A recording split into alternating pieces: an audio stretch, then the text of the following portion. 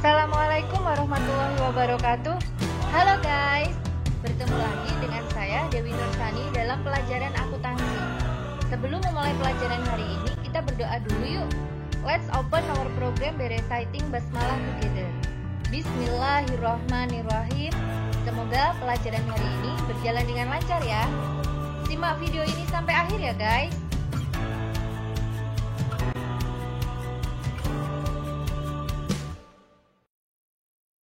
Pada pertemuan kali ini, saya akan membahas tentang jurnal penyesuaian, tapi khusus hanya untuk akun persediaan barang dagang. Sehingga kompetensi dasarnya adalah menganalisis penyusunan siklus akuntansi pada perusahaan dagang dan membuat laporan keuangan pada perusahaan dagang, serta indikator pencapaian kompetensi pada pertemuan kali ini adalah menyusun jurnal penyesuaian. Nah, kenapa sih persediaan barang dagang itu perlu disesuaikan? Hal ini karena adanya perbedaan data persediaan barang dagang di neraca saldo dan persediaan barang dagang pada stok opnam atau persediaan barang dagang secara real yang ada di gudang. Nah, ada dua metode dalam menyesuaikan persediaan barang dagang, yaitu metode ikhtisar laba rugi dan metode HPP atau harga pokok penjualan. Nah, saya mulai dari yang pertama dulu, yaitu menggunakan metode ikhtisar laba rugi. Adapun komponennya dalam menyusun penyesuaian persediaan barang dagang menggunakan metode ikhtisar laba rugi, yang pertama adalah jelas menggunakan akun ikhtisar laba rugi.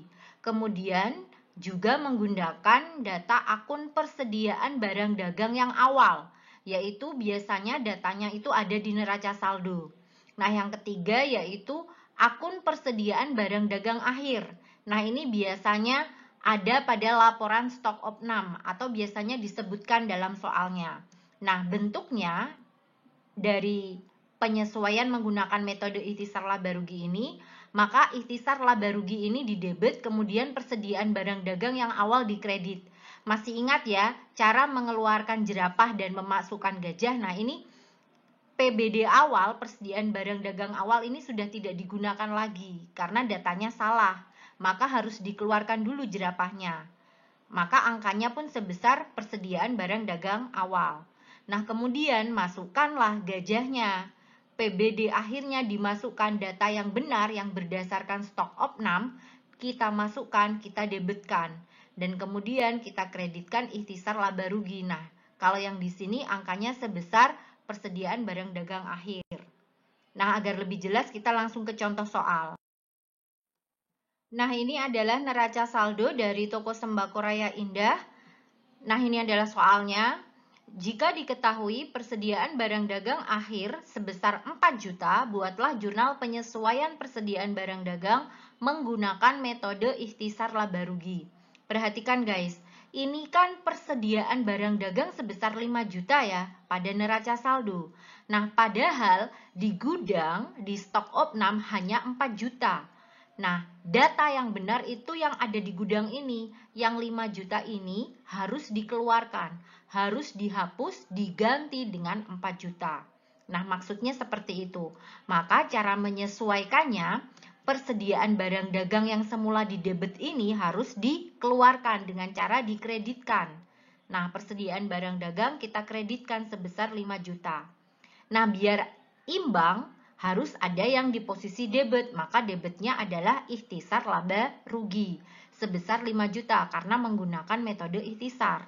Maka penyeimbangnya namanya adalah akun ikhtisar laba rugi. Nah, sekarang kalau yang 5 juta sudah keluar, kita masukkan yang benar. Yang benar adalah 4 juta, maka persediaan barang dagang akhir ini 4 juta kita masukkan. Nah, seperti ini kita debitkan. Persediaan barang dagang 4 juta di posisi debit. Nah, harus ada penyeimbangnya di posisi kredit, maka penyeimbangnya adalah ikhtisar laba rugi. Karena tadi kan disuruh menggunakan metode ikhtisar. Maka akun penyeimbangnya namanya ikhtisar laba rugi di posisi kredit. Nah, jadi seperti ini, imbang antara debit dan kredit. Seperti ini cara menyesuaikan persediaan barang dagang menggunakan metode ikhtisar laba rugi. Cara untuk memindahkan penyesuaian persediaan barang dagang menggunakan ikhtisar laba rugi ke kertas kerja sebenarnya sama saja ya. Nah, kita coba saja. Ini persediaan barang dagang kan di posisi debit ya, sebesar 4 juta. Maka di jurnal penyesuaian pun kita pilih yang posisi debit di sini, sebesar 4 juta. Kita tulis 4 juta. Kemudian ikhtisar laba rugi ini posisi kredit sebesar 4 juta. Kita pindahkan ke akun ikhtisar laba rugi. Kita cari akun ikhtisar laba rugi. Nah, kalau tidak ada berarti kita tulis dulu akun ikhtisar laba rugi. Nah, kemudian jurnal penyesuaian posisi kredit. Kita tulis 4 juta. Setelah itu ikhtisar laba rugi lagi di posisi debit sebesar 5 juta. Nah, berarti di sini jurnal penyesuaian posisi debit ikhtisar laba rugi kita tulis 5 juta. Kemudian persediaan barang dagang ada di posisi kredit sebesar 5 juta. Berarti seperti ini, di posisi kredit sebesar 5 juta. Kita tulis seperti ini. Nah, langkah selanjutnya yaitu kolom untuk NSD atau neraca saldo disesuaikan ini bagaimana cara mengisinya? Tinggal dijumlahkan. Neraca saldo disesuaikan ini kan penjumlahan dari neraca saldo dan jurnal penyesuaian. Kolom yang sama dijumlahkan, kolom yang beda dikurangi. Perhatikan, 5 juta di posisi debit, kemudian ada 4 juta di posisi debit. Kolomnya sama, berarti ditambah. 5 juta ditambah 4 juta, hasilnya adalah 9 juta. Kemudian ada lagi 5 juta di posisi kredit, berarti dikurangkan. Tadi kan hasilnya 9 juta ya, ini 5 ditambah 4 itu 9, kemudian dikurangi 5, maka hasilnya adalah 4 juta di posisi debit. Nah, tinggal aja ditulis seperti ini. Nah, karena persediaan barang dagang ini adalah harta, bisa dilihat 114, maka dia tidak masuk ke laba rugi, tapi dia masuk ke neraca di posisi debit. Nah, seperti ini jadi pergerakan pada persediaan barang dagang. Nah, sekarang kita lihat pergerakan ikhtisar laba rugi. Nah, ikhtisar laba rugi ini karena di neraca saldo ini kosong, maka tinggal kita jumlahkan di neraca saldo disesuaikan. 5 juta di posisi debit, kreditnya 4 juta. Berarti dia lebih besar posisi debit. Kita cari selisihnya 5 juta dikurangi 4 juta, hasilnya adalah 1 juta. Ada di posisi debit. Setelah itu dipindahkan kemana? Ke laba rugi atau neraca? Ikhtisar laba rugi itu jelas masuk ke laba rugi. Karena di NSD dia posisi debit, maka di laba rugi juga dia posisinya di sebelah debit. Nah, berarti neracanya ini kosong. Kita strip aja seperti ini. Nah, seperti itu caranya untuk memindahkan jurnal penyesuaian metode ikhtisar laba rugi ke kertas kerja.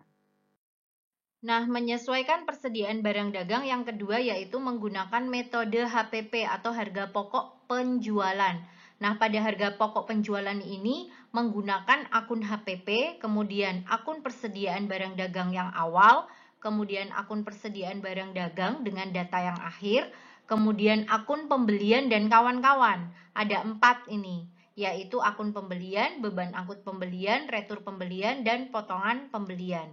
Adapun bentuknya nanti seperti ini.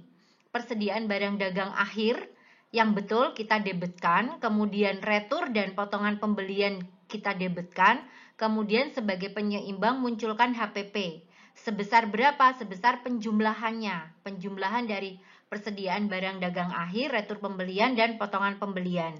Kemudian setelah itu persediaan barang dagang awal yang ada di neraca saldo itu dikreditkan, kemudian akun pembelian dikreditkan, kemudian akun beban angkut pembelian ini juga dikreditkan. Nah, sebagai penyeimbang, maka debitkan yaitu akun HPP. Sebesar berapa? Sebesar penjumlahan antara PBD awal ini ditambah pembelian dan ditambah beban angkut pembelian. Agar lebih jelasnya, kita langsung ke contoh soalnya. Nah, ini soal yang tadi ya.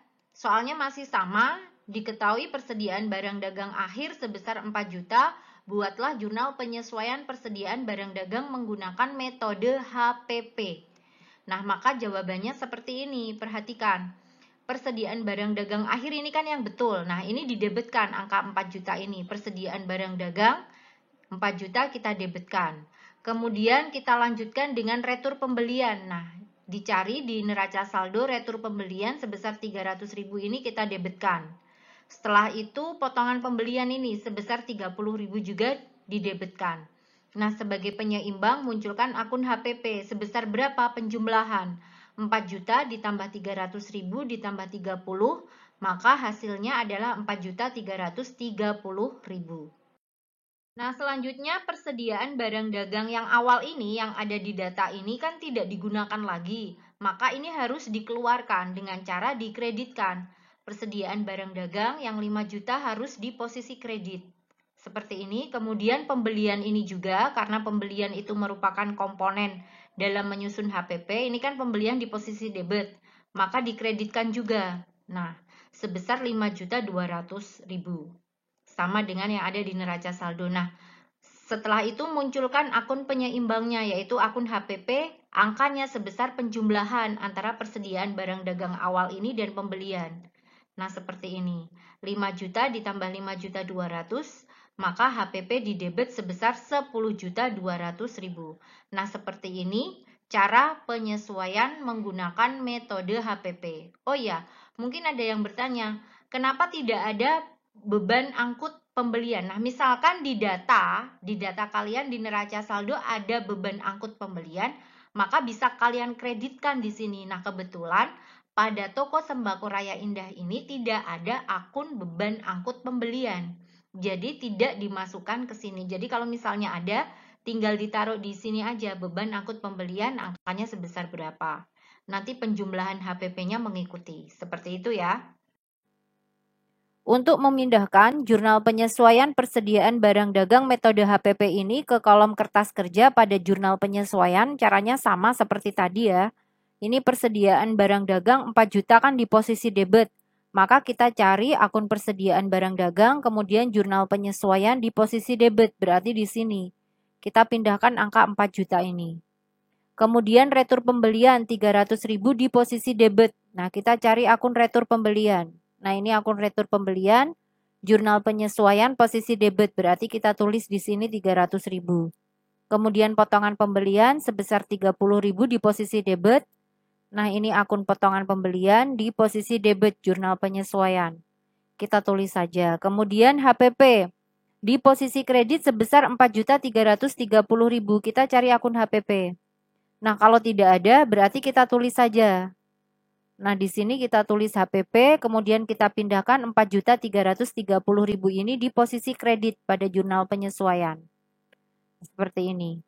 Kemudian masih HPP lagi di posisi debit sebesar 10.200.000, berarti di sini ya 10.200.000. Kemudian persediaan barang dagang di posisi kredit sebesar 5 juta. Nah, kita cari ini persediaan barang dagang posisi kredit, berarti di sini sebesar 5 juta. Kemudian pembelian di posisi kredit sebesar 5.200.000. Ini pembelian posisi kredit sebesar 5.200.000.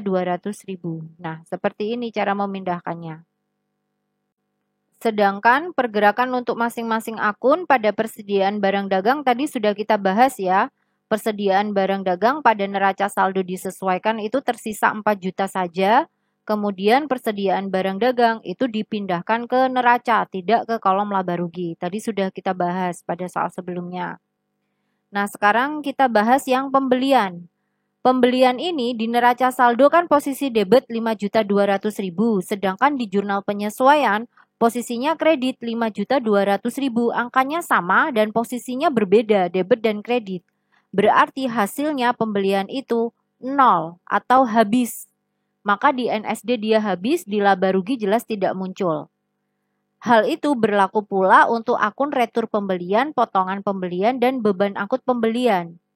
Semuanya habis. Nah, ini perbedaan ketika menggunakan jurnal penyesuaian metode ikhtisar laba rugi dan metode HPP.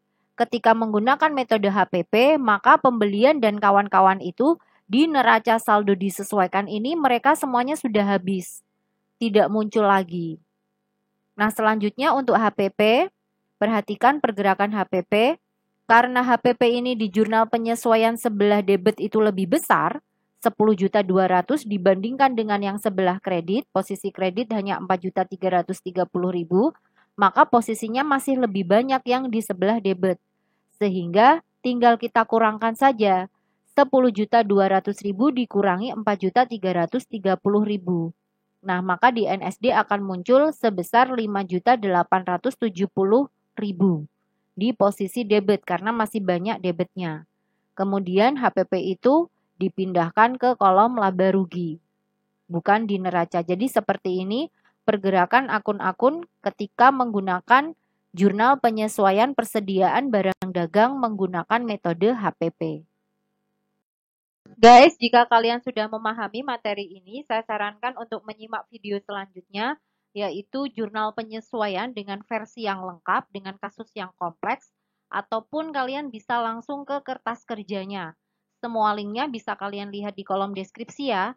Terima kasih sudah menyimak video ini sampai akhir. Let's close our program by reciting Hamdalah together. Alhamdulillahirrabbilalamin. Semoga pelajaran hari ini bermanfaat ya.